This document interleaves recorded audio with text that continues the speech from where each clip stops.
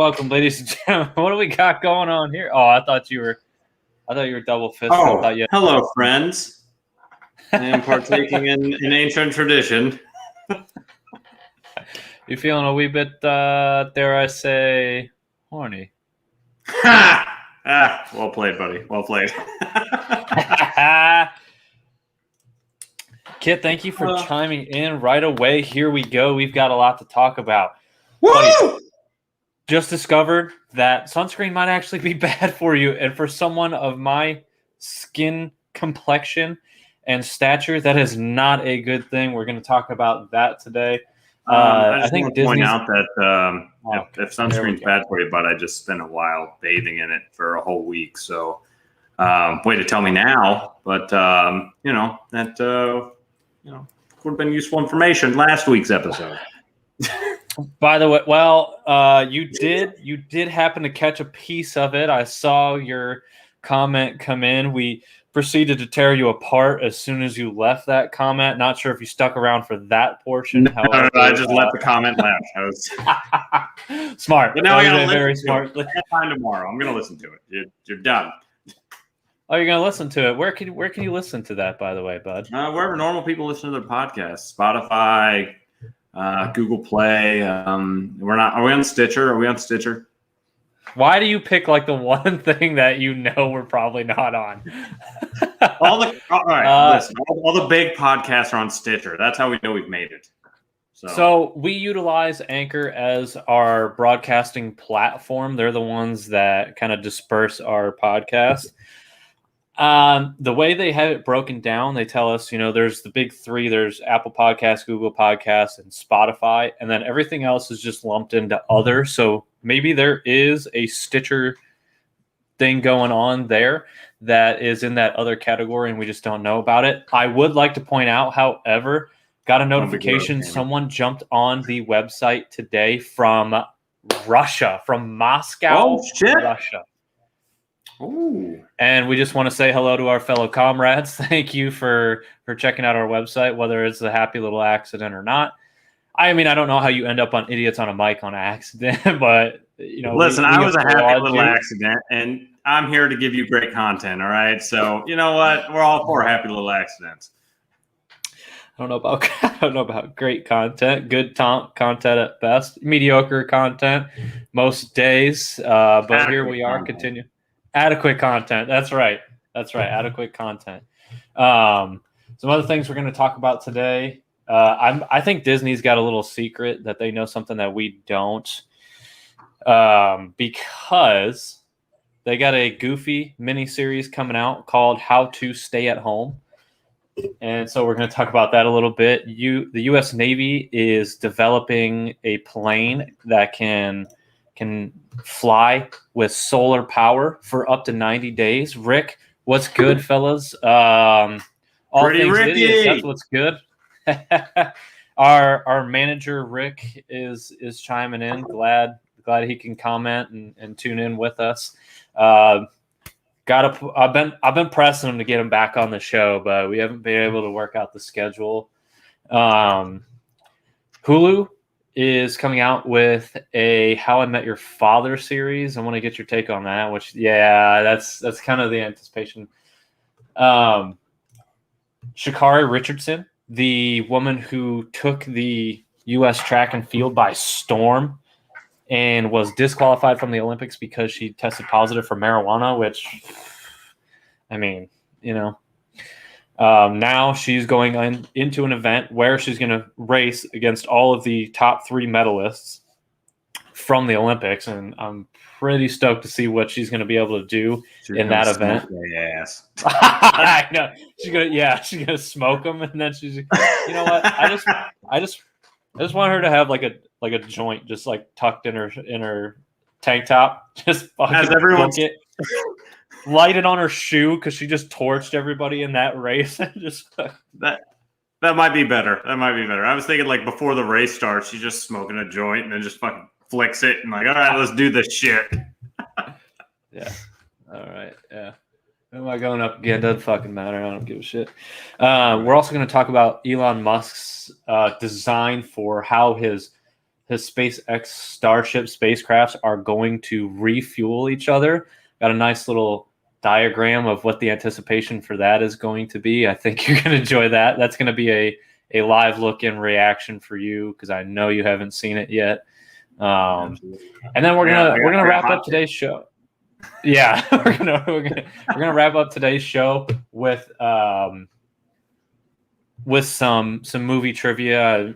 Browsed IMDb, picked a few different movies to get some trivia from, and we're going to talk about that at the end. By the way, I know you and I have touched on Greatest Showman a little bit here, and who P.T. Barnum was as a human being turns out is he might be the most phenomenal person. And I mean, he's a character. He's an absolute character.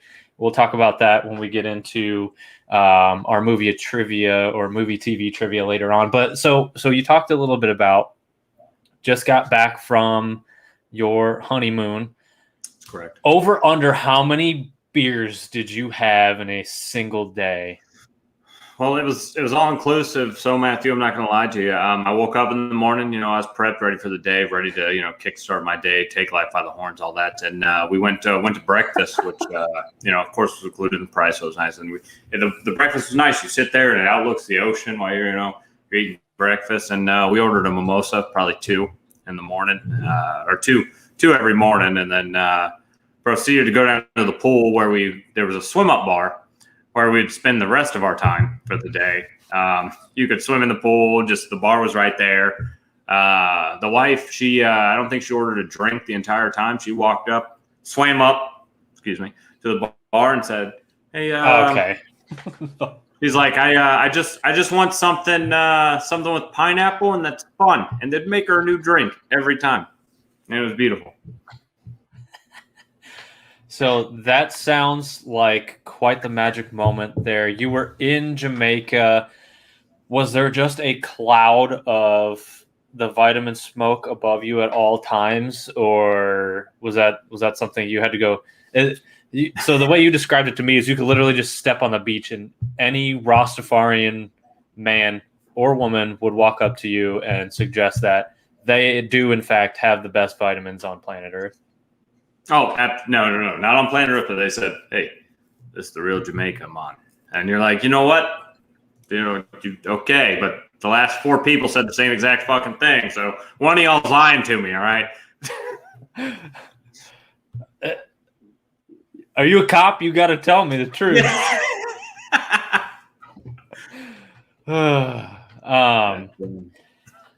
So before the show, I was telling you this story, and I'd like to retell this story because every time somebody's heard it so far, they've gotten quite the reaction out of it.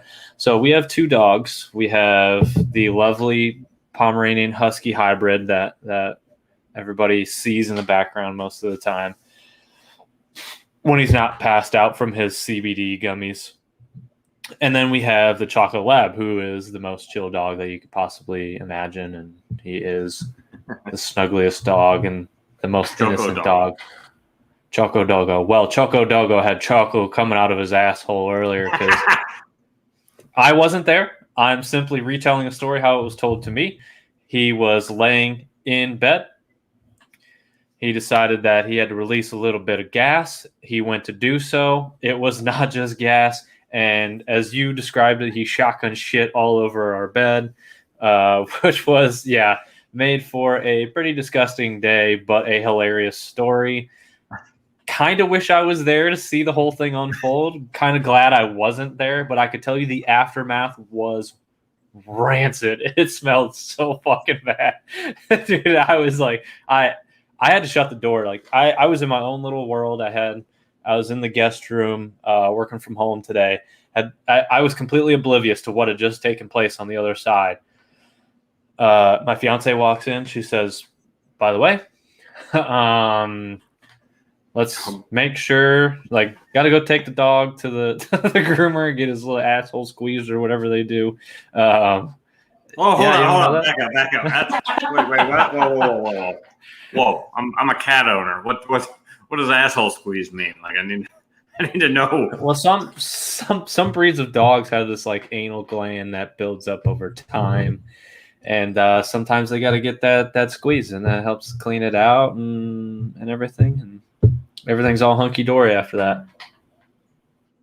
I think you're just glossing over this. Like, there's no big detail that dog owners don't know. I don't know how else to describe it. I just don't know. I don't know how in depth I can go into. I don't fully understand why some breeds have this issue and some don't. I don't understand what the deal is, but I know this fucker needs it. That's what I know. So do you watch like DIY videos on YouTube so that you can do it at home, or is it? Well, you can watch them do it. They can demonstrate it for you, and Mama Steel can attest to this. But yeah, she's a butthole squeezer, and. Is there a tool you use, or is it just your fingers? I think it's just your fingers. I'm not entirely sure. Cool. It's like a prostate exam. They're fine, I'm sure. Yeah. I don't know. There's not too many people that I've heard say I'm fine after a prostate exam. Your dog's not fine either. Choco Dog was really concerned right now. Yeah. And I don't know if he just was kind of gloomy after the fact because he felt like he was in trouble, or the fact that he knew he was going to a vet or something after the fact. Yeah, you use your fingies. You get your fingies in there and you just do the old squeeze. Oh God. Anyways, let's get into it. Also, want to point out Busch Light in the bottles. What do you know about that? They took such a fine liquid and they've harnessed it into 12 bottles, and they put it in this cardboard box, and they only sell it for like $10. It's so fucking cheap, dude. I'm sitting over here with juice boxes that are 11% alcohol over here. Okay. So these account for less than $1 a bottle, and I gotta tell you, I don't hate it. I had a choice to make. I was gonna get some Bud Light lemonades. You know, that's my drink of choice, especially during the summertime. Bud Light lemonades or the Nectar of the Gods. And I chose the Nectar of the Gods. But I got to tell you, I don't know if it's as refreshing when it's not in the can. There's something about Busch Light in a can as opposed to Busch Light in a bottle. And I think you can taste the imperfections when it's in a bottle. So the can is definitely the way to go. The can has the aluminum. Yeah. But let's get into it. Let's find out. Let's do it. So sunscreen's bad for you. Sunscreen is horrible. There's potential carcinogens in it. That is a juice. Is that a juice box? Rock, can you explain what these things actually are? It's so go ahead. Yeah. As Matthew quickly skimmed over as he was talking about his lowland beer over there. This is actually called Beatbox, okay? And the wife found them because she's enamored by all things that are colorful and alcoholic. And that tastes good. So if you get the three, she's gonna buy it. So this is called Beatbox. It's pink lemonade, and it is 11.1% alcohol by volume. It's quite dangerous, I can tell you that right now, because I'm about all the way through it. And yeah, if you got something to do, I wouldn't. This ain't like a mower drinking drink, all right? You don't take this. You don't take this. Yeah, you definitely don't take it to work either. So, but it's good stuff. Tastes delicious. I'm happy for you. I'm glad. You guys do tend to be the trendsetters when every time we go over, there's a new alcoholic beverage in your fridge and or freezer, because the Vizzy popsicles took the world by storm there for a little bit. Where we were just kind of sucking those things down. It'd be a Tuesday, like a beer and a popsicle, and you'd be ready for bed and call it a night. Yeah. Huh. They are quite. There is something wrong with me. Yeah, Papa Steel, a known Busch Light hater. I want you to know. Had the discussion today. Sounds like Busch Light's going to be at the wedding, so that's a choice you're going to have to make. Either bring your own or drink what you drink. You know. I like that. The bachelor party coming up next weekend. I'm excited for that. I don't know. I don't know when I'm going to stop tasting the moonshine and when it's just going to be hitting me. Like, is there a point where it just burns your senses off? All your your tongue. You'll finally recover your wedding day. Yeah, right. Listen, this day and age, I get like 2-day hangovers now. It's horrible. I feel it. It's so bad. And I could probably just slow down, but of course I fucking yeah, that's like when we were in Jamaica for the whole week, right? And then toward the last 2 days, I was getting massive migraines, and I was like, "Well, you know what cures them? More alcohol. This is going to be great." There's nothing greater. So we went to Uptown a couple weeks ago, came back, played some Mario Kart. Always dangerous. Got a little boozed up. Ran into our guy Seth Harriman while we were at Friday night Uptown. He bought me a beer, so that put me at like my 5th one for the night, and that was before we even went back to play Mario Kart. I was on one, man. I tied one up, and so we play a couple rounds of Mario Kart. I'm done. I'm ready for bed. We get up the next day. We got places to be, people to see. And lo and behold, what do? I get that shower beer first thing in the morning, and I'm right as rain, baby. Beautiful. You got to do what you got to do. But anyways, let's get back into our sunscreen deal here. Benzene, there's a couple different ones. But one issue that I have with this is it could affect hormone balance. So if I want to be protected from the sunscreen, or, from the sun and the UV rays and everything, you're telling me there's potential that my ding dong might not work because my hormones are all out of balance now. And you've seen me with the sunscreen. I'm a spray guy, and I just right to the face. So I'm in hate. Oh, okay. Paint it on. But right. Me too. It's okay. Me too. But I'm just saying that's. Well, yeah. So what we do, and you can attest to this because we were using the same sunscreen that was in that truck of yours while we were trucking around all those times. That sunscreen was the thickest sunscreen I have ever experienced using, to where it was like you just felt like a sticky mess after spraying it on, and it was like a different color. Like that sunscreen had to have been there for upwards of 2 years, I would imagine. Oh, absolutely. I have a question here. What is up with Johnson & Johnson just making shit that has bad side effects? I mean, I've just been doing the research on the vaccines. Their vaccine causes blood clots. Their lotion causes whatever this is. Like, you know what I mean? Maybe they just stick to baby lotion, huh? And here's the beauty of this whole thing, and I mean, this could probably go hand in hand with the vaccines. It's like, this stuff has already been approved, and now the FDA is going back and saying, like, hey, prove that this is not harmful. And they're like, fucking why? It's already approved. Like, what are you going to do? Yeah. I mean, yeah, you already did it. I love when part of my work is we get a lot of different people come in for training, or we go out to do training. So I meet a lot of different people. And in this day and age, everybody loves to just inject their opinion. You're like, I've just met you. This is the first time I've met you. I have no fucking clue who you are. Just found out your name as you walked in the door. Please give me your full detailed opinion on politics, on what you think of the vaccine, on what you think of COVID-19. Some of it I enjoy, but some I'm like, all right. Like, can we just get the training done so you get the fuck out of here? But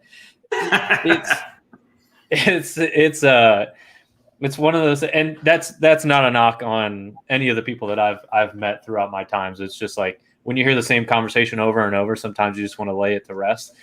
But I love it. Those guys, they crack me up. Everybody's got such a different opinion, but I notice a lot of people are on the fence where they say, well, this doesn't really make sense, but you got to do it for this reason, and then blah blah blah. And then it's just it's like this little tug of war game that everybody's playing.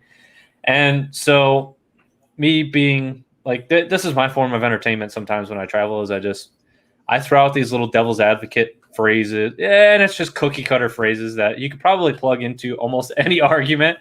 Just well, what do you think about insert topic here? Some people are saying insert random bullshit counter argument to what they said here, and then just watch them continue to go on and on. So there are times Stir that where pot a little bit, baby. yeah. I mean, what does it matter to me? I might not ever see this person again anyway. So, but you're doing your research, Johnson & Johnson. I mean, they do everything though, don't they? They do like everything down to like fucking baby shampoo. But it's all got carcinogens and blood clotting shit in it, I guess. You know what? Walking outside, I'm gonna die every time I walk outside. That's if you watch TV and social media, that's what's gonna happen to you. So, well, now you have a choice. You can either have melanoma or you can die of this hormonal imbalance because of these carcinogens. It is. There is your freedom, right there. You got your two choices. Take your pick. I'll just you know what? Just blow up the sun. Problem solved. Blow up the sun. Okay. Why do I keep you on? Like, there has to be another co-host that I could find. Yeah. Go ahead. So Felicia asked me to cook dinner, and I said, you know what? All right, I'm gonna cook some alligator, baby. But then I realized we only have a crock pot. You are just the worst kind of person in the fucking world. Do you know how you tell the difference between an alligator and a crocodile? You see one later and you see one after a while. Melanoma or sick network. You do have two choices, I guess. Pop Steel, thank you for chiming in. Dick. Why? Like, what did I do to deserve this? What a dick. Anyways. Agreed.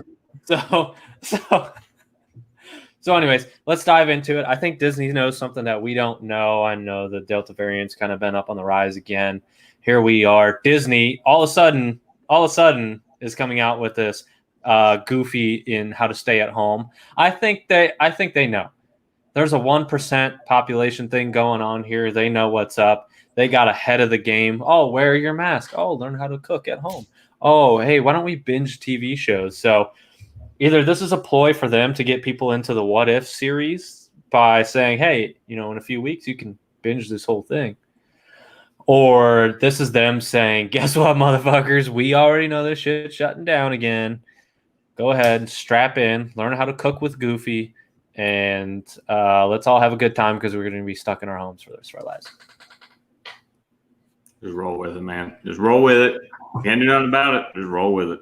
Oh, Papa Steel, thank you for clarifying that. Or sick not work. Melanoma or your dick not work. Thank you. Thank you for clarifying.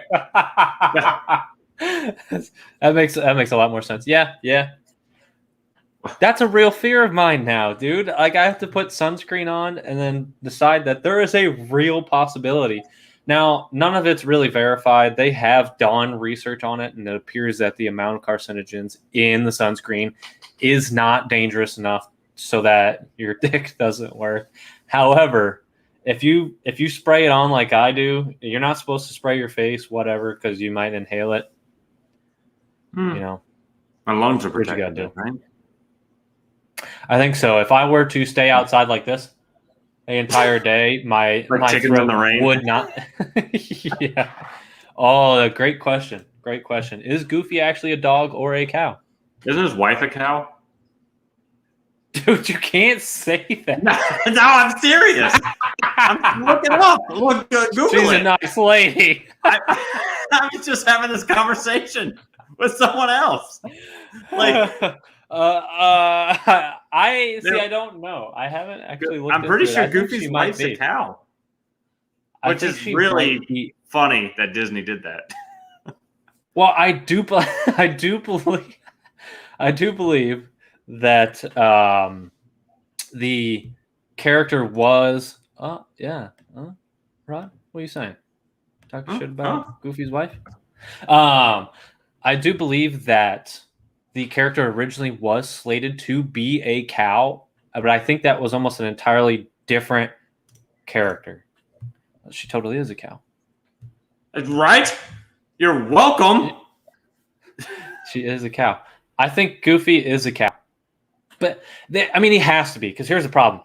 Mickey has Pluto, right? Pluto, the dog. Yeah. So Mickey's best friend is Goofy. So you're saying Mickey has a best friend who is a dog, and he also has a pet who is also a dog? Yeah. Okay, thanks for adding to the conversation. I think he's a dog. I just think he's got a taste for 4 others instead of 2.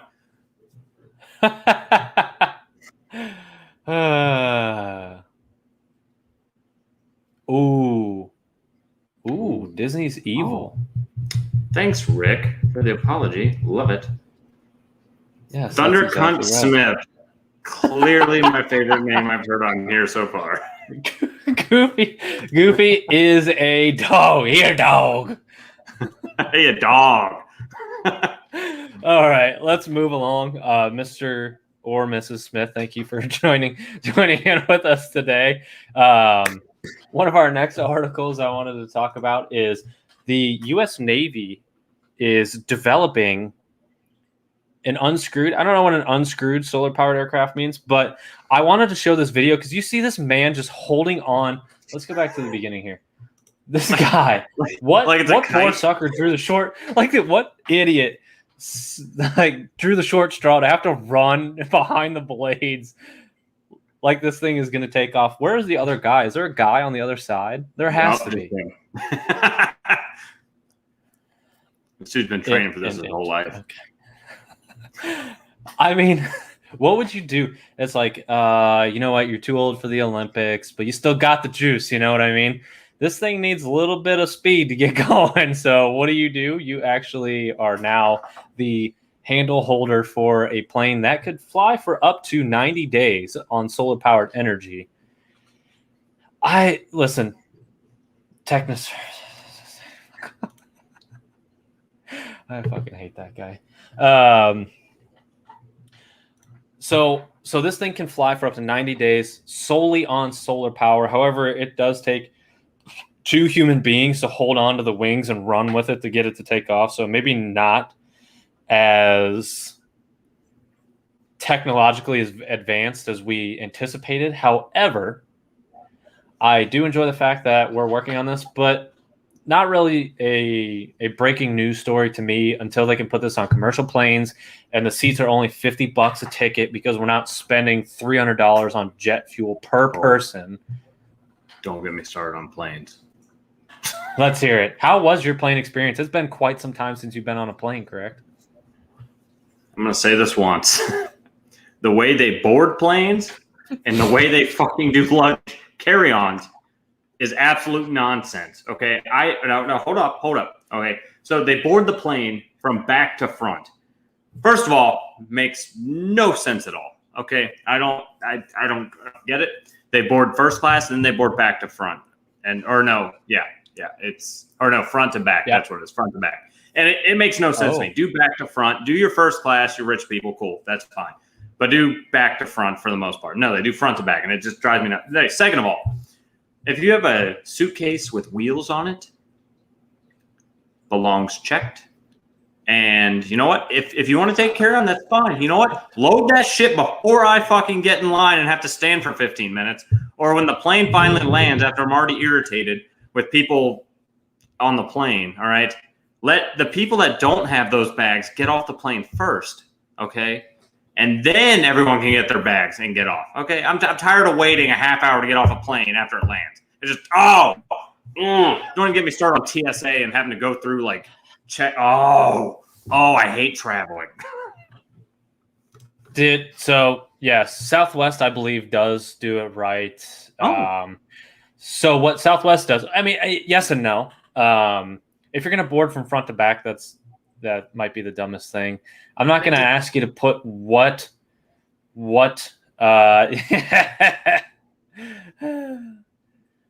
yeah, you never do back to front, man. You never do back to front. No. Okay, but in a plane that would make sense. That would make so much fucking sense. Anyways, no, I agree. But what Southwest does is they have, so it's all open seating, right? Yeah. And so if you're in the A group, you board, the first 60 people board, then the B group goes, and then the C group goes. But it's all open seating, so you can sit wherever you want. So if you want to sit clear in the back and you're the first person on, you can do that. If you want to sit in the front, you can do that as well.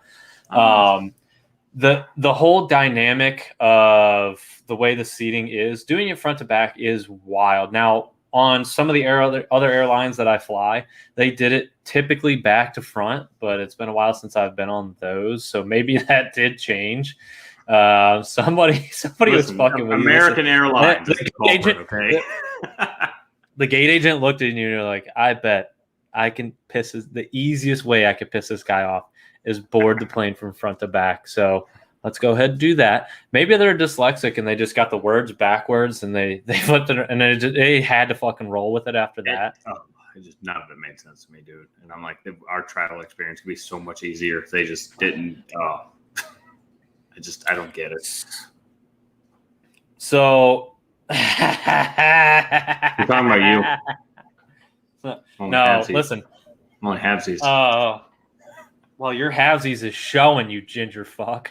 That's rude. You can't say that. Okay, you can say that, you female soccer player. I did. I shaved the beard. I'm sure a lot of people noticed. My first thought was, in fact, I had quite the Megan Rapinoe look going on.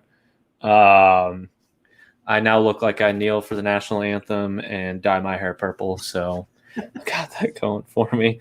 Can't wait for the beard to grow back in. Wanted a fresh start, one last fresh start before the wedding, Seemed like a good time to do it. Completely did not think about being on air. Here we are. Let's do it. Weren't we on solar-powered airplanes? We were on solar-powered airplanes. Before, as the turtles, I don't know. While we're talking about the military technology and stuff, like the other day we're sitting there, we're watching a movie, and the wife asked, she goes, "Do you think the U.S. would win another world war?" And that's when I went into I've been watching a lot of infographic shows, so I know a lot about this shit. Strap in, people. But first of all, the U.S. owns more aircraft carriers than the rest of the world combined. Second of all, have you seen the rail guns that the U.S. has?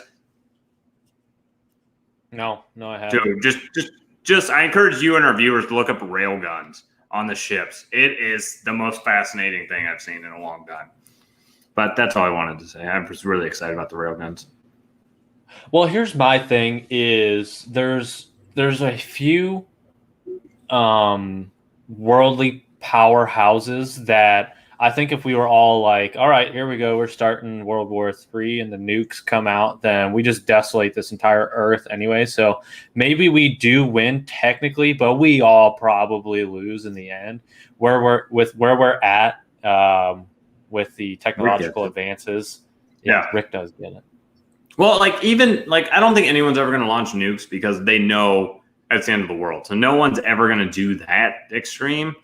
But at the same time, if you take that off the equation, it's just, we're so much more technologically advanced, and it's just unreal. And you don't realize it until you look at the budget and how much we pay to pay for that, Yeah, quite fascinating that every now and then I just look at my check and I'm like, oh, a portion of this is going to Rod, who is falling asleep in a hallway while he's doing his fucking while he's doing his hall monitor duty. Yeah. Just get random Snapchats at 2 a.m. Oh, well, defending freedom here. Learn how to fall asleep with my eyes open. Miss your friend. Yeah. No, but I am excited. Like I said, I think once this becomes commercially available, I'm sure no one thought we would drop a bomb. Yeah, that's true. Wouldn't drop the A-bomb. Didn't know that. Okay, but that was the first one. People know what they can fucking do now. All right. That is also true. Yeah, we are well aware of the capabilities now. And we're well aware of the after effects and everything. Yeah. Well, I mean, Japan's still probably paying for that one. if I had to guess. Generations and generations of just like deformities and shit like that, I'm sure. But go on. Let's take a complete pivot here. I know you and I absolutely binged the original, the OG, How I Met Your Mother. Now Hulu is going to be coming out with a How I Met Your Father, starring none other than Hilary Duff, who was in the shadows for the longest time. Here we are. What's your take on this? Do you it's supposed to be like a mini series? I think it's only going to be like 1, maybe 2 seasons. But what do you think? Is this something that are you going to invest any time in this at all? I'll watch it. I'll give it a whirl just based off the previous name, because How I Met Your Mother was like of my favorite series of all time. It's top 5. Like it's got to be, and it's just it was done so well. I'm interested, and for that, I'll give it a watch. But you better hook me in the first 20-30 minutes, or I'm out. So here's the problem I think I'm going to have with it.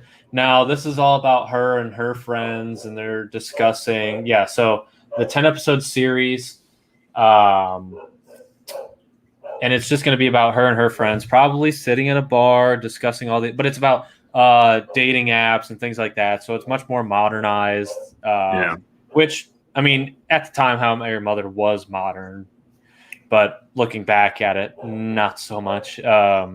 They're using flip phones and shit like in the early episodes, and you're like, oh my god, what is this Stone Age piece of shit show doing? But I just don't know that the same dynamic is going to be there with the Marshall and Barney and Ted, and then the way Robin and Lily were. I just don't see them creating a gelled cast like you had from the original, and it having the same comedic value as what this may have.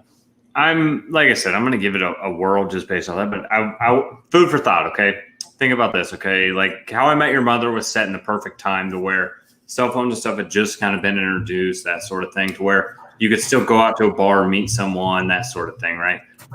Well, a lot of dating now is all online. So what's it going to be? Them just sitting there swiping, like on, you know what I mean? Like you got to get rid of a lot of that shit. Like that's the majority of dating now.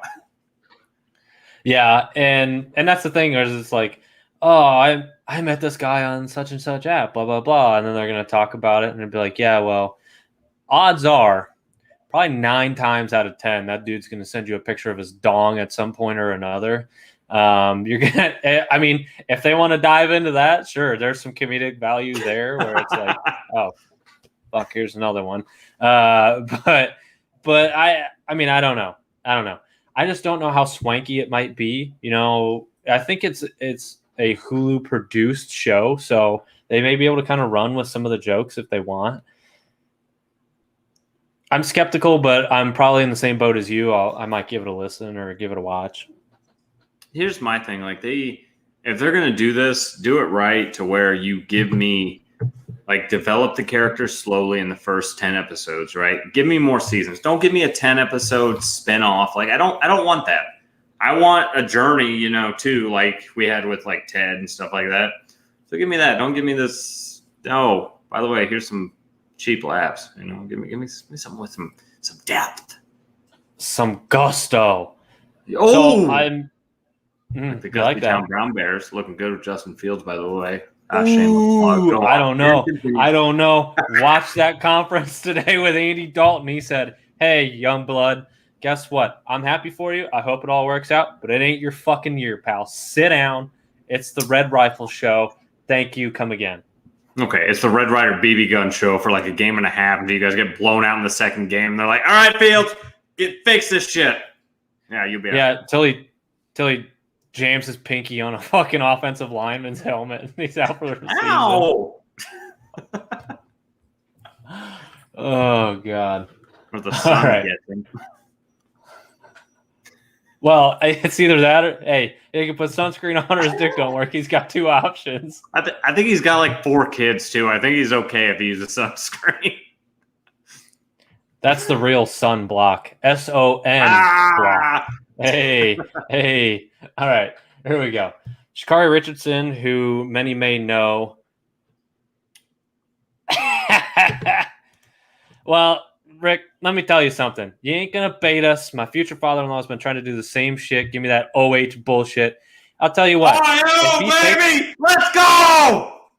If he wins us 2 playoff games this year, I will buy an Ohio State jersey, okay? 2 playoff games? Yeah, 2. Let's say 1. Let's not. Let's say 1. Because I'm afraid he might do it. I'm afraid he might do it. Listen, people have fallen ass backwards in some situations. You remember Cardell Jones? 3 games he started at Ohio State. Playoff games. Boom, boom, boom. Fucking banged them all out with a lot of help from Ezekiel Elliott. By the way, let's point that out. However, the 12-gauge shotgun was out there fucking pumping him off. And he won some games. So makes me a little nervous because Justin Fields is a baller. There's real potential for him to win some games. I don't want any part of betting on him just winning 1 playoff game.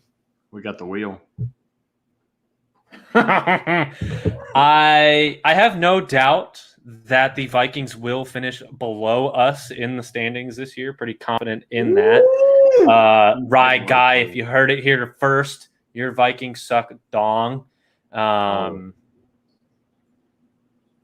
don't know, but I mean, Rodgers might be on the revenge tour this year. You just don't know. Your division's hard, dude. Both our divisions are stacked, so I wouldn't fuck with either one. So, except for the Lions. The Lions are complete utter garbage. Yeah, I mean, they got that. What's his name? Sewell. Yeah. I think he got beat like a drum in preseason too. I don't know. I'm not 100% on that, but I'm pretty sure he got beat like a drum in preseason. By the way, let's touch on Cowboys' comment in the group chat earlier, the Myles Garrett versus Logan Paul fight, and how Myles Garrett was like, I would absolutely obliterate this man, but I don't have time. I will do that on the field with my helmet with anybody that opposes me. I don't have time to get in a ring with you. Mason Rudolph. Make 40 million, maybe make time to make like $40 million in one night. I mean, maybe consider that. But I mean, we know he throws haymakers. That's for damn sure. Now he's not allowed to use weapons while he's in the ring. Yeah. I would love to see him just open hand obliterate one of the Paul brothers and just knock his lights out. That would be pretty fascinating to watch. I am very far off of the Paul train. Those guys drive me nuts. I don't know how they became famous. Kudos to them for whatever little thing they got going on there. I mean, they are famous. Why? I'm not entirely sure, but good for them. Can I make a little comment here? Like, yeah, go ahead. We good? Do we have a space? Like a space here? I did kind of go on a run there for a second. Go ahead. We got first of all, Thundercunt Smith. First of all, thank you for your comments. Your comments have been fucking awesome. Second of all, absolutely. Don't ever change your name. One comment was, I don't understand how Rod lived through 2020 and thinks that people aren't dumb enough. Yeah, that's it. That's the one. Buddy, I need you to listen to more of our podcast. You'll get me then. I think we're on the same wavelength in a lot of ways here. But yeah, that's it. That's all I got. Are you? So, all right, let's move on. So Sha'Carri Richardson missed the Olympic Games. As many people know, she was famous for absolutely blowing people out of the water in every event that she raced in. She got suspended from the games, however, because she had traces of marijuana in her system, which it turned out like her grandmother or something had just passed away, and she was kind of coping with that. Harmless if she had some anxiety, spoke a little doobie or whatever. And still, by the way, now, from my understanding of marijuana, it typically is kind of like a slow down vibe out kind of thing. So I don't know that she was ever at an advantage. I mean, maybe for recovery reasons, with inflammation and things like that, potentially. But I'm not so sure that it really would have affected her in a way that put her at an advantage to where she could run faster than everybody. Let's make this clear. Like I believe that this is completely like wrong. She shouldn't have been disqualified, that sort of thing. But at the same time, here's my reasonings with agreeing with it. It's their fucking sandbox. You want to play in their sandbox, you got to follow their rules. I don't agree with the rules, but it's their fucking sandbox. So you have to play by those rules, unfortunately. Now, I think Pat McAfee, like, I think we refer to him every time we're on this show, but he was talking about Percy Harvin, right, who had migraine and would smoke weed before every game, right? And and Pat McAfee was starting to talk. He's like, you know what? Maybe it gives you a slight advantage because it takes nerves away and stuff like that. That's a stretch, but yeah, like I could see it. And again, it goes back to their sandbox, their rules. You know, if you work for a company that allows you to smoke weed and you pop positive, you know what? They're not going to care. But that same company doing the same exact thing in the same exact area could say, hey, you're not allowed to smoke weed here. No, you can't play in their sandbox. You know what I mean? I get it. Yeah, I don't agree with it, but yeah.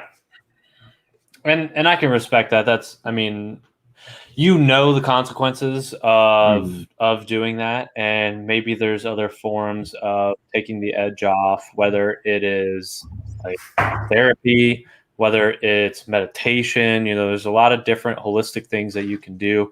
Maybe take the CBD tinctures from our guys at CBD Bros USA. Vegan Steve, sexy Steve. So, yeah. When we had Tommy on last, we did our ad read. I said I don't always call him Sexy Steve. I call him male platonic handsome Steve. Sometimes don't want to call him Sexy Steve. Handsome feller. Don't get me wrong. But our guys at CBD Brothers USA could have helped our friend Shakari Richardson out.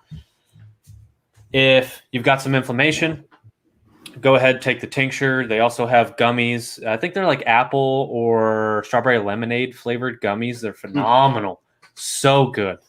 You can do the tinctures. There's a lemon tincture. There's a mint tincture. You didn't actually know how to take the tincture. You thought it went in your butt. It actually is a little droplet in your mouth. So don't do it that way. This, right? The instructions say butt, all right?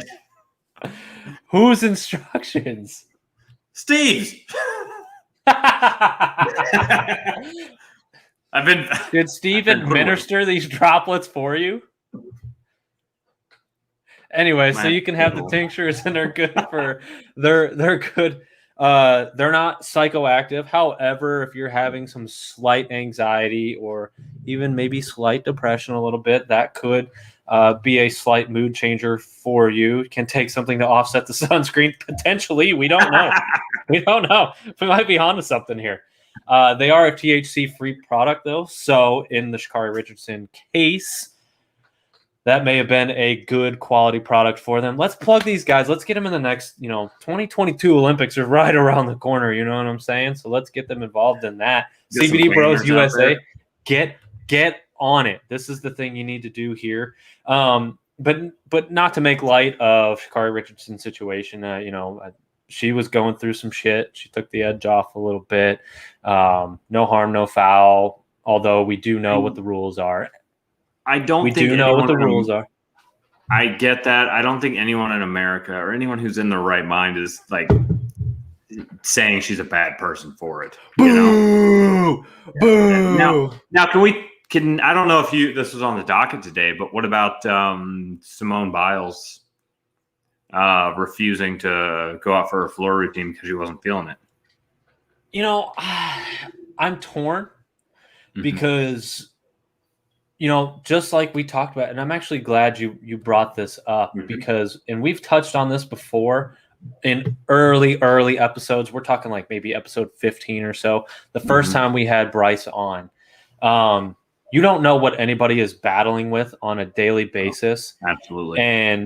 And so one thing is there was a person who went to high school with us and very recently had taken their own life. And that's a battle that nobody knew, as far as I know. Now it's been a very long time since I've been in touch with this person. and Time condolences to all of his friends, all of his family. You hate to see somebody go through something like that, and that's the thing is most of the times you don't see them going through that. So I applaud Simone Biles because on a worldly stage, she brought up the conversation of mental health. And I think that's something that has been on the back burner. And to be in an event like this, where you are on international television and you're saying, this is not good for my mental health right now. This is not something I could take a part of. When you are solely known as an athlete, that's what you are. You're an athlete. You're a performer. This is what you do. This is what you dedicate your life to. So whether you're feeling it or not, you should be out there doing that. I absolutely applaud her for the stance she took. I know there's going to be a lot of backlash for that because people were anticipating her competing, and a lot of people are saying, "Oh, she let her team down," and this and that and the other. That's what alternatives are for. That's what alternates are for. They get put into those situations. They're brought for situations like that where someone gets hurt, or in this case. Sorry. Keep on. In this case. Or in this case, there was a mental struggle taking place. So I applaud her, and it gave somebody else an opportunity. Listen, I 100% believe if you feel like you're going to hurt yourself or endanger others, you shouldn't do something. So I mean, I agree with that 100%. Are you familiar with this situation? Because I'm not real familiar with it. I don't know if So she claims she had the twisties, I guess, is the term that they were utilizing. And supposedly in the gymnastic world, this is a widely known reference, and everybody who was in the gymnastics field understood right away what she was dealing with. And that's the thing is that may just be what she put out to the public, and there may have been a further internal struggle going on beyond what she was stating. So I know it. I don't think it was anything physical, from my understanding. Didn't she did performances before that event, and didn't she do performances after that event? Yes, there was, I believe, only one, maybe two performances after the fact, but she was in not too many, maybe one or two events prior to. And okay, so it's like Vertigo. Okay. And that's the thing. So to your point, even from a physical standpoint, you're putting yourself in danger as a gymnast. If you have a vertigo-like experience, that could prove to be very dangerous for you. Oh, absolutely. Where I draw the question is, now I have no idea. Like, I haven't been looking at this at all. I think Simone Biles is fucking awesome. I love watching her floor routines. Like, it's one of the coolest things. Like, every time I see it pop up, I'm like, hey, showing the wife, like, look at this shit, okay? If she did performances before and after, what was the big deal about this one? You know what I mean? Like, why was this the one that said it? And it may be something as along the lines of, oh, she wasn't doing these certain moves or something like that. That's fine if that was the case. You know what I mean? If that was the case, like, she didn't feel like she could do those exact moves, that's fine. But she performed before and after. And that's where I start to draw questions. Why? So I think some of the ones she bowed out on were like the balance beam, I believe, and maybe the uneven bars. So when you begin to place yourself higher and higher off the ground, I thought it was just the team thing. I believe there was individual events that she didn't partake in as well. Oh, okay. All right. That's fair then. That's fair. Yeah. I may be wrong. Somebody could fact check that. Everybody who has been following this show to this point knows that we are not a fact checked show. We don't have a guy in the background to look stuff up for us. I would like to expand this empire a little bit and have more co-hosts on at one time. That way, as a couple people are talking, then one person can kind of fact check that. We'll spin that back. We'll find somebody. An intern. We do need an intern. Simply because we cannot pay anybody to be on the show. Like, Smith seems like something we could pay. Yeah, we're just like, here's we'll pay you in lattes. Now here's my thing. Like if she did events before and after, my problem with this and the whole thing is, okay, so let's say you call your boss tomorrow and say, hey, you know what? My mental health's bad today. I'm not fucking feeling it. What's your boss gonna say?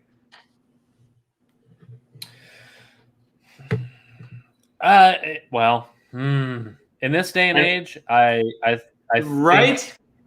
And on the grandest of stages, something like that, like I understand it, and I understand she, brought attention to mental health today. It didn't need attention. People understood it to begin with. But like, if she was just doing it because not to just bring attention, but to like, if it was really affecting her, then that's great that she did that.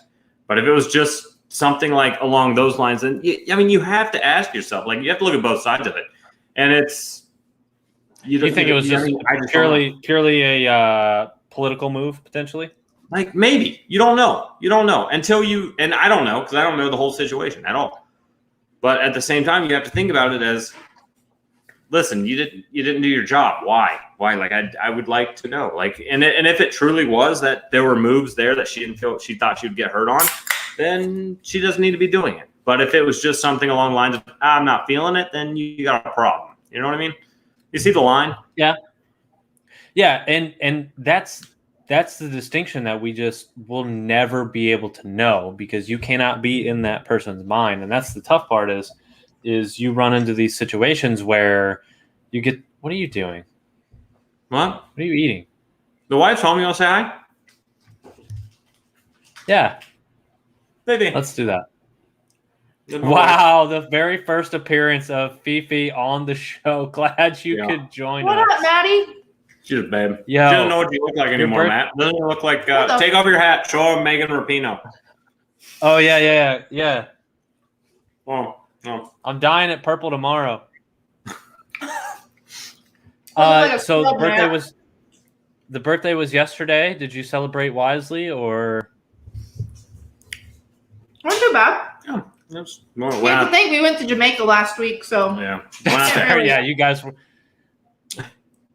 I did hear that you guys had about 16 alcoholic beverages a day. Can you confirm that or deny that? Honestly, probably it's a low ball in it. Yeah, with a couple of shots thrown in there. Buddy, all inclusives. The food is normally like the most average food you like. Think about if you ate Andy Dalton. That's what it would taste like. All right, you can. Just fucking average all the way through. Nothing. It's not really filling either. It's just average. But the drinks, my friend, that's your Justin Fields. You're like, shit, this shit's good. I appreciate what you did there. I appreciate the comparison that you made. I'm so excited for you guys. Anyways, let's move on. Let's get into our last article before we get into our movie trivia. So our last thing, Elon Musk's starships. This is how they're going to refuel. They're going to go belly to belly. They're going to go.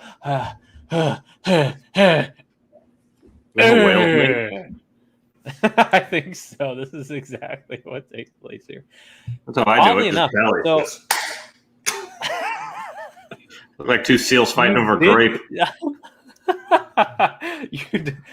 How do two seals fight over a grape? Could you, in fact, demonstrate that? Well, that's how they fornicate, Matthew. I don't want to. We will get kicked off Facebook, YouTube, anything you think of. So I can't do that.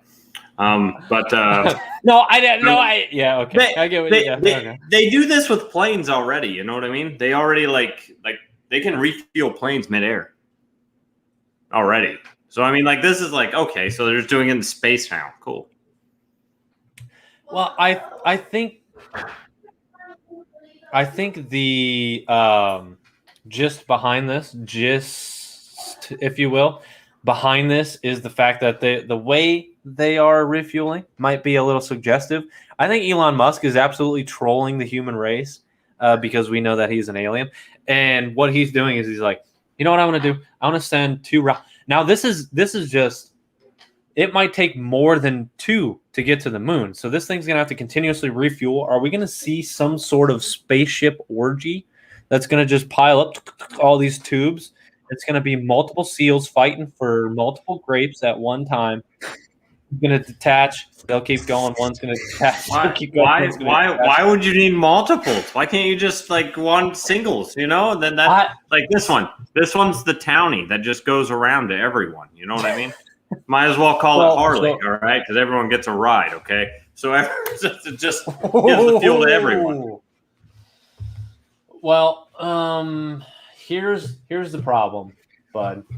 What you got? Is the amount of fuel capacity that each one of these can hold is only so much, so they do in fact have to attach multiples so that they can just kind of keep that thing going. Well, that's what I'm saying. Like the one ship that you have with all the fuel, right, just bounces around from ship to ship. You know what I mean? How do you propose they do that? I don't know. The same way they're going to have a space orgy. Like you just do it with individual ships. It doesn't look as bad. 2 giant stainless steel spacecrafts meeting in space for a refueling session. First of all, thank you, Rick. I'm on fire always. That's right. Thank you, Rick. Pretty Ricky. So let's DJ actually Sweat. double back to this comment here. Are there really team events in the gymnastics? It's all individual events. Maybe just the scoring. So there are. Yeah, so there are team events. It's a culmination of all the scores, but in terms of actual interaction, they are all doing it individually. They pick the best for each event. Like, you know, say for instance, Simone Biles, okay, she's the best of the 4 at the uneven bars. So she competes in the uneven bars. And then so-and-so competes in the floor routine. So-and-so competes in the balance beam. And then it is a total score. Oh, okay. But what if Simone Biles is the best of all 4 fucking members? Well, then you get what you get. Because she probably is. It is. Have you seen her routines? It's Simone Biles on the uneven bars, and then Timon Lyles on the on the balance beam. I do want to point out one thing. Simone Biles, and I will say this to her credit, the judges fucked her on this. She did a move, apparently. I don't know if it was in the Olympics, wherever the fuck it was, okay? She did a move that's, like, traditionally only done by males, right? Because it's so hard for females. And she did the move, and they scored her low for it because she didn't perfect it, right? Even though it was the most difficult move for females to make. So they scored her lower than average scores for, like, other things. How fucked up is that? They're like, all right, Simone Biles is so good. Or you know what? Peyton Manning is so good at throwing touchdowns. You know what? Fuck it. They only count as 5 fucking points from now on. Not 6. 5. Like, how fucking dumb is that? You know what I mean? She got fucked there. I've never fully understood that. First of all, Olympic scoring is wild. She beats standing up. That is a male trick, and only male trick. While doing it back. That is while doing a backflip. Fantastic. That is a male-only trick. Thank you, Papa Steele, for chiming in with that one. Might be the golden comment of the week. I'm going to need that at the bachelor party, so bring the fire. All right. Bring the noise, yeah. But yeah, Olympic scoring is a very odd dynamic to me in the first place. Also only worth 5 points. That's for a different reason. But go on. As a mediocre factor, that's something. Yeah. I don't fully understand Olympic scoring in the first place. So, but that's the thing is like typically you get a multiplier based on difficulty or what have you. So why would she have not scored exponentially higher even if she didn't absolutely stick the landing? Because guess what? Nobody else in their right mind is even attempting that. So yes, did you see it? Maybe not perfect. No, I didn't. She just took a step back. That was it. Like she took a step back and was like, couldn't do exactly what the males who are genetically more capable of doing this, but no other females tried in years. All right, we don't need to get in. Get the fuck out of here. All right. Yeah, no. All right. Get off your damn soapbox. Let's get into our movie and TV trivia. Ooh, I like I think you're going to be excited for these. Did I send you these? You didn't look at them anyways. It doesn't matter. No, absolutely not. Okay, so like I said, we talked about The Greatest Showman and how we both really enjoyed that movie. However, P.T. Barnum, the man who actually was the man that to me. So, well, let me go ahead and transition that kudos to the fiance, because she did try to get me to watch it for quite some time. I was hesitant. Not a huge musical movie guy. I watched it. It might be my all-time favorite movie currently. Anyways, Mr. P.T. Barnum. This is the entrepreneur that Mr. Barnum was. Okay?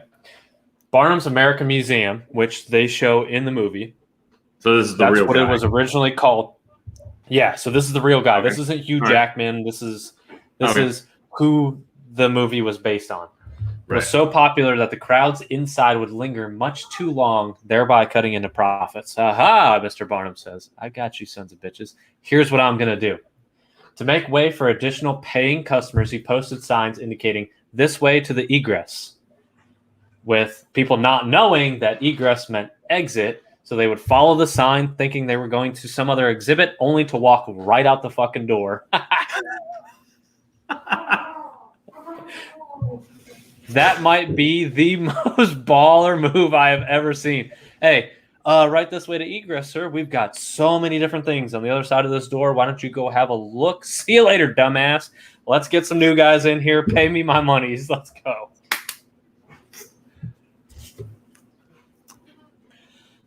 I wish they would have put that in the movie, because they do kind of explain a little bit. You know, P.T. Barnum was an exaggerator, to say the least.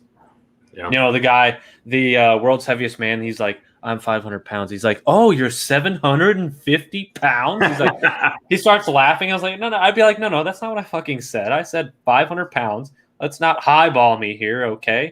Listen, you gonna pay me more if I 750? Because I'll be 750. You gonna pay me more now? Right?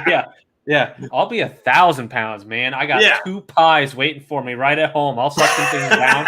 If we need to get to 1,000, if we need to actually physically get me to 1,000, I will go ahead and I will double down. But just remember that you're not paying us healthcare, so you're gonna have to really come up with some numbers here. That's such a good movie, dude. It was a great movie. Like, I don't. Okay.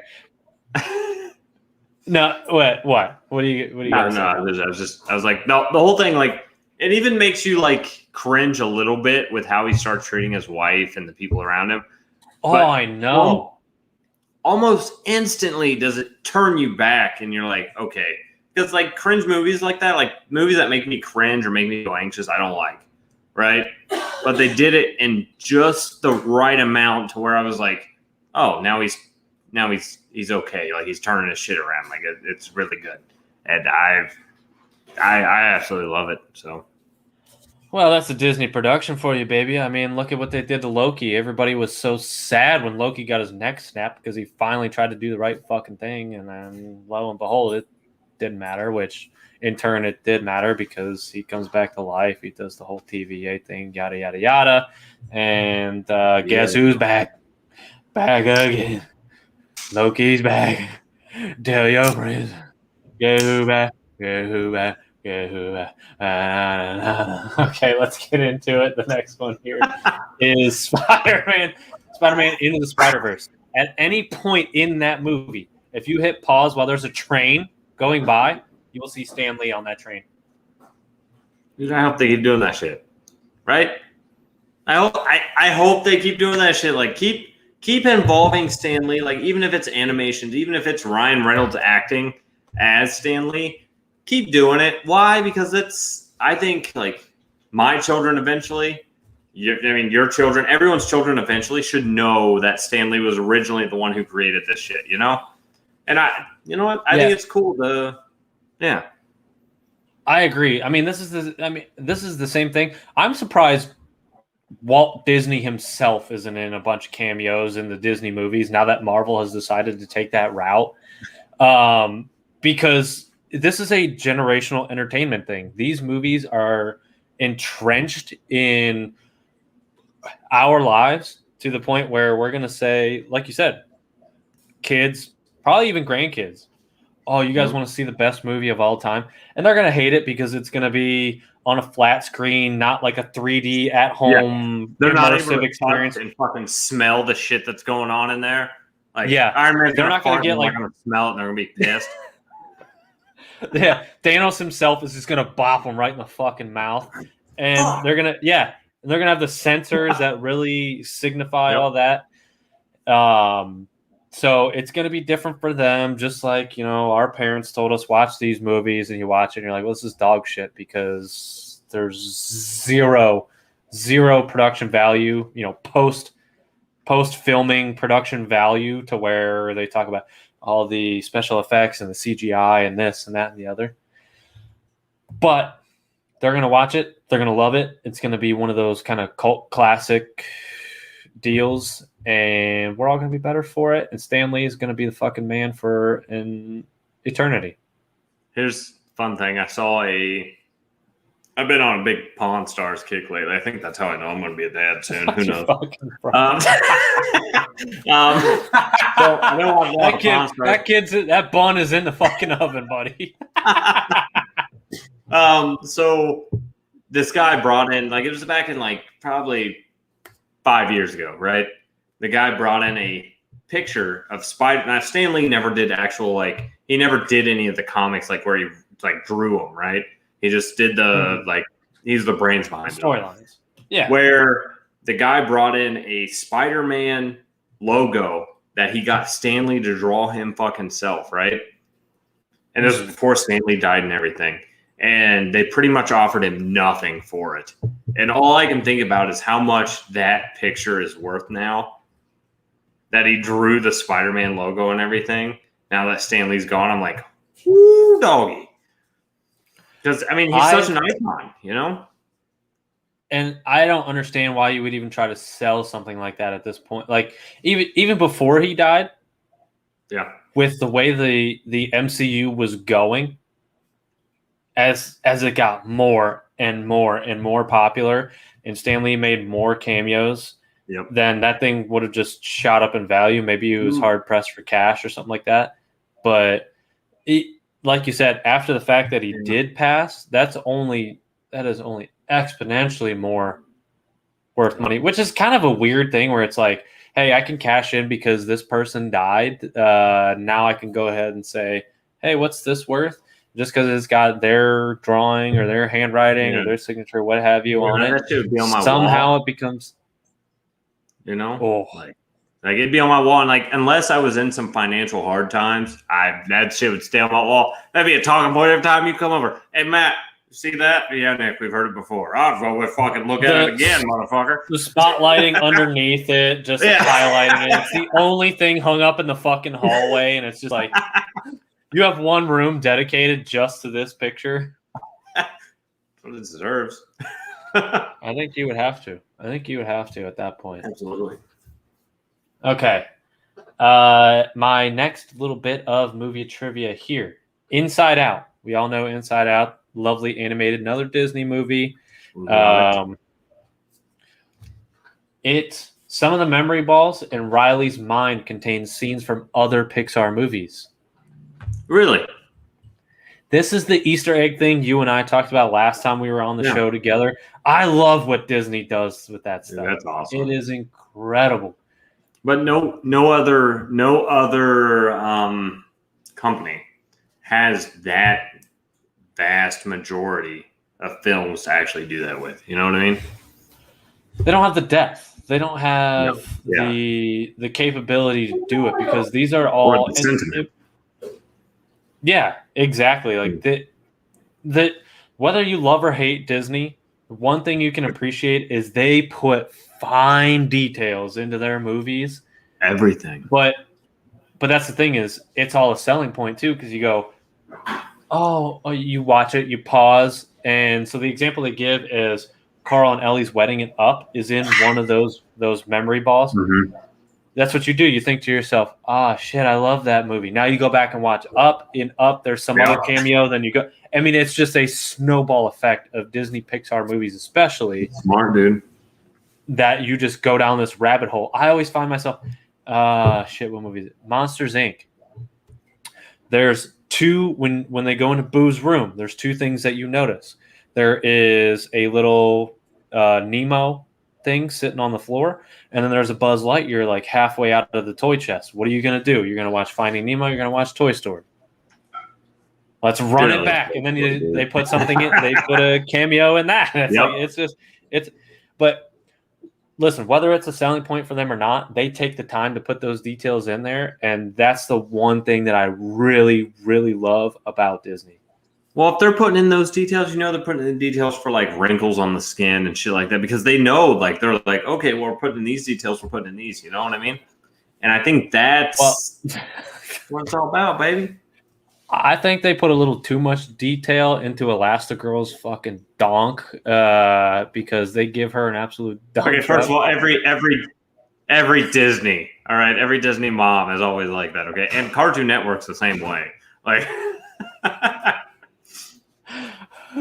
that goes back to, I don't know if you've ever seen that meme where it's like, if we are in a simulation, someone's spending way too much time renditioning all the hair on my ass.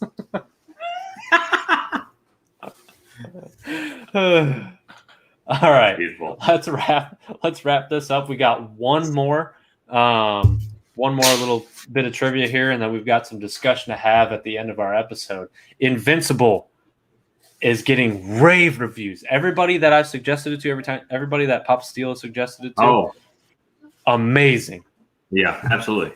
The TV show, not the movie of the football player who got on the Eagles practice squad by returning punt. And you need to fucking watch it, or else you're not a real sports fan, okay? Watch that shit. You're going to love it. End of story. Go on. Continue.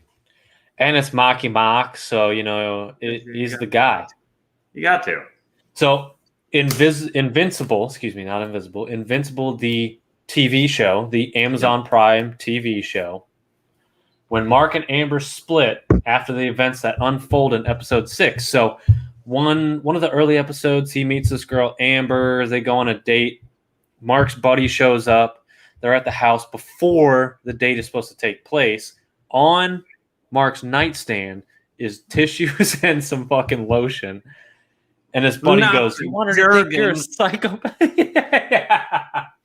You want her to think you're a psychopath? He knocks that shit into the trash can. Right. Smart. Good move.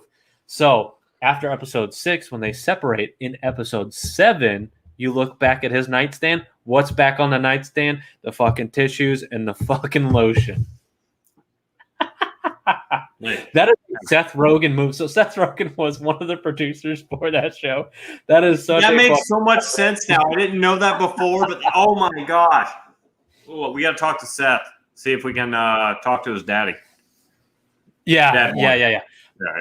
Between getting an intro song from his father, Lil Dicky, or getting maybe doing some voice acting for Seth Rogen in Invincible, one way or another, we're going to be a part of something here, big. Dude, if there was one actor who I was like, or producer or whatever, who I was like, you know what? He'd do really well in this podcast. It's Seth Rogen or Lil Dicky. All right. So those are the only two. I completely forgot about this. This is great. So I was in San Diego last week. I'm walking down the street of downtown San Diego. I was wearing a Rogue Fitness. Did you see Cocksock Guy? No, that was San Francisco. Same. Unless if he was, and I would walk 500 miles. If I saw a Cocksock Guy in San Diego, I would have so many more questions. Oh, I would love it. I need to record it. That'd be beautiful. Yeah, he might. I'm sure he would. Yeah. Anyways, You want an I'm ankle sock? yeah. He's, I'm all out of socks, but maybe you just walk down the street just like me, bud. I'm like, well, Well, I don't even think I need a sock to cover this thing, but okay, I'll do. You got a child's mitten, maybe? Yeah, you got like a shoestring I can cover this thing up with, or All right, fair enough. Well, continue, my friend. Anyways, I'm walking down the street. I'm wearing a Rogue Fitness shirt. Somebody is like, as I'm passing by, they were like, "Oh, I thought you were wearing a Seth Rogen shirt." And I was like, "Don't know where you get Seth Rogen t-shirts. I'd be all for it. However, the only thing I could really come up with was like, yeah, unfortunately, I wish I could give you the laugh right now, but I can't because that might be the most iconic laugh in all of movie and TV history." Yeah. So the fiance was like, "Oh, let's watch a feel-good movie the other day," and we're sifting through Netflix, and we come across Pineapple Express, and I said, I mean, kind of a feel-good movie, really. Kind of a really feel-good fucking movie. Yeah, I'm pretty sure they were feeling good in that movie. Pretty sure there was cum on her back in that scene. Listen, Chris Pratt, if I watch a trailer of a Chris Pratt movie and I think it's going to absolutely fucking bomb, I will still watch it because Chris Pratt, especially his comedic value, is unmatched. Will you explain that to our audience so they don't think we watch porn together? All right, just go ahead and explain that. Explain what? The whole, I'm pretty sure she had cum. Oh, okay, all right. Oh, that's our secret. I call you Peppermint Maddie for nothing, huh? No. Oh, hey. No, we do not. In fact, we do not. No. I'm glad you bring that up because I would like to. I had Tommy on. You were out. You were on your honeymoon. Yeah. I hope you enjoyed that. Did have Tommy on for an episode. Sorry, I'm trying to. By the way, Tommy looked like a stooge. He can't replace me. Make sure he knows that. All right. Ooh. I don't know. He did pretty well. I think the fans were pretty open-armed when Tommy came back on. However, we did have some discussions about being on airplanes and porns. I think this is the right clip. We're gonna find out here in a second. First of all, on airplanes, anyone who thinks they can have join the Mile High Club, good luck having sex in that little fucking get judged when you're watching shows like that, though, on a plane because people want to look at your screen and see what you're watching. And what was the name of the movie? It was a Jennifer Lawrence movie where she was like a spy. The beard was pretty fine, though. I don't know why I shaved it. The name's going to elude me. Anyways, there's a handful of nude scenes, and it is the most uncomfortable feeling. I'm just trying to watch a movie. Like, I can't control what is put in the movie. I don't know this going into the movie. It's a brand new movie to me. What are you wearing? However, I can just feel Mind your people fucking looking over business. like, no, I'm not just going to whip Got teal on it. Hugging my meat on this plane because she's naked. However, I'm going to continue to watch this movie because I'm invested in it now. I feel the same way when I traveled and pop a porno up on my screen and it's like, you're going to judge me? Like, you're the one looking at my screen too. Like, Wi-Fi is free here, pal. You think I'm not going to take advantage of it? What the fuck? Yeah. Sorry, you're not A-list or A-list preferred, so you got to pay $8 to watch a porn on the plane, but that's on you, not on me. Divert your eyes if you don't want to watch it. All right, fine. I'll go to the bathroom with it. Yeah, Jesus. Bunch of prudes on this Some thing. people, I can't tell you. I'm very sad I missed that conversation because I would have been so helpful. All right. So, okay. So you're yeah. So, okay. Let me put this into perspective for you. Okay. Yeah. Okay. Sure. I'm in an aisle seat. So I just put up my phone there. First of all, I would have to pay $20 in order to get the Wi-Fi to do what I wanted to do. All right, so I'm already paying $20 to watch, I don't know, watch Holly Hendricks here take on about 16 different dudes, okay? You know what? I just feel like everyone else should, thank me, okay? Because I paid the $20 to watch that. So I get it, but I wouldn't do it on a plane, but just not my style. I paid $20. Guess what? They're gonna have better snacks on the next flight. I hope you're fucking on it because I just paid $20. Yeah, banana. It's nuts.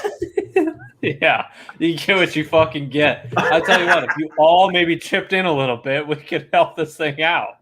We could have this could be an all-inclusive, but you're a prude, you're a prude, you're a prude, you're a prude.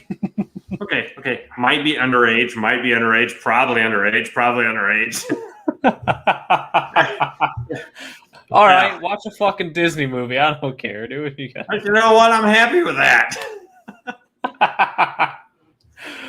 Oh God. All right. So we want to kind of wrap up today's show with a bit of a serious moment because it's something we touched on earlier, and it's something we want to kind of get back into a little bit. Like I mentioned, somebody that we knew, in our hometown had taken their own life.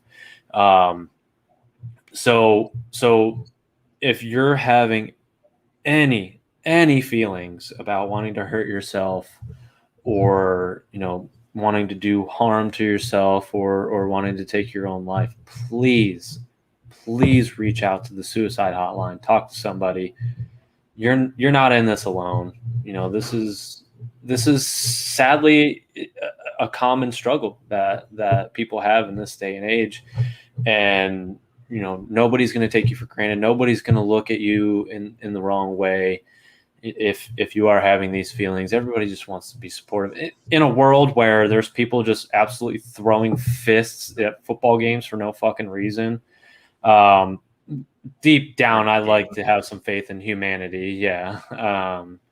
So don't ever hesitate to reach out to those around you, or if you're concerned about potential judgment of those around you, reach out to the hotline and get them on the phone.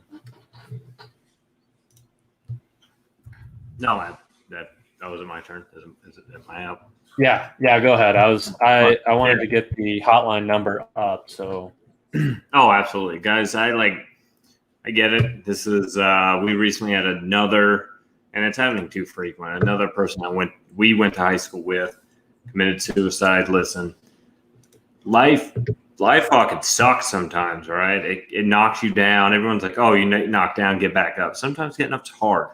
Getting up's the hardest fucking part sometimes. All right, you get knocked down, you try to get up, and it just seems like life's beating you down. Well, I'm here to tell you, okay, life may suck right at this moment. All right, but within the next year, within the next month, week, day, even hour or second, okay, that shit could turn around.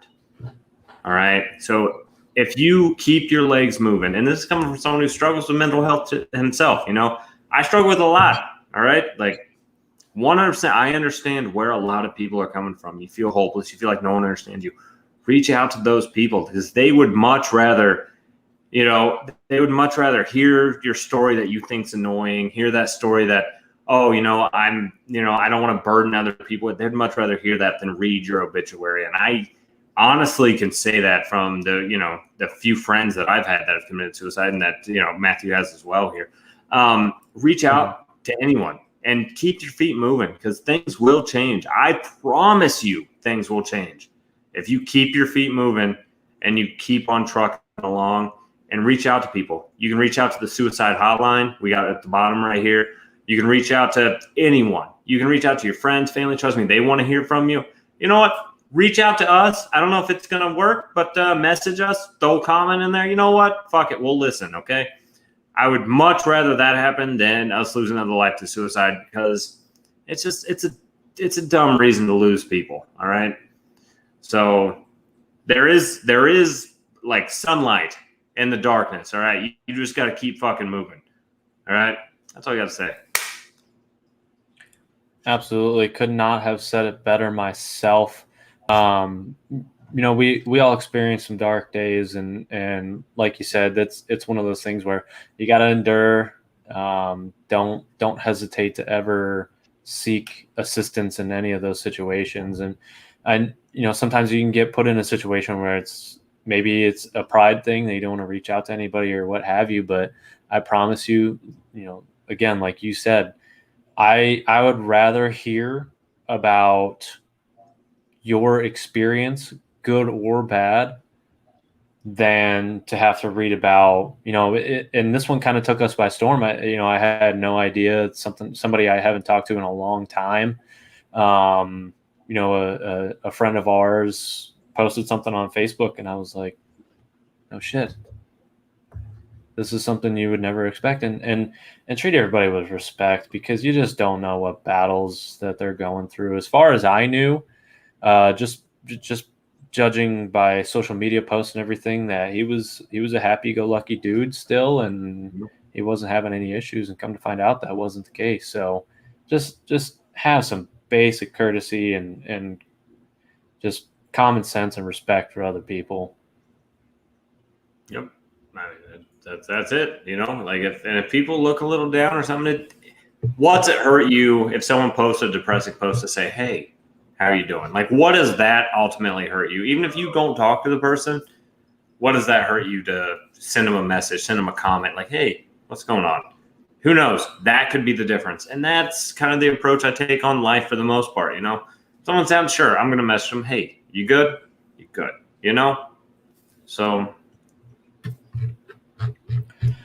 So with that, thank you all who did chime in. Thank you, everybody who listened. We got some new listeners today. It seemed like. Hope to see you guys again in the future. If you liked this show, share, subscribe, comment. Take a look at the old ones, because we had some bangers. We've had some doozies too. We're not opposed to admitting that. We had some stinkers. We're not perfect day in and day out, but we thank everybody who's been a part of it, and we hope to continue. Hopefully, we'll have new information about when we're going to schedule the marathon episode in the coming weeks. We don't know just yet. Not going to solidify anything with you guys. Okay. Somebody's getting antsy. We're going to wrap it up there for today. Thank you again, everybody who listened and everybody who chimed in. And as always, from our living rooms, from our guest rooms, from our wherever we're at, to you guys, cheers.